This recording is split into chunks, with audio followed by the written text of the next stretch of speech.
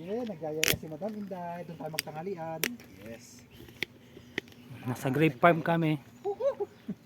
Nakapagod tayo ngayon. Papagod tayo ngayon. Diet pa naman ako pag ano. Kami sir, dito na. Diet pa naman ako ano, mula Sabado hanggang Huwebes. Kubota.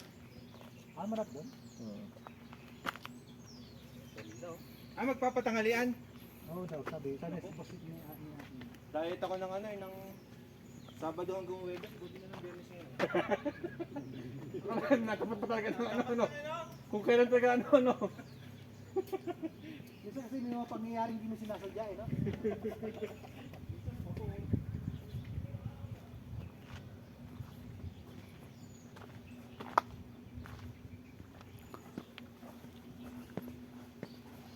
Yung mga natatanong ng pananim at saka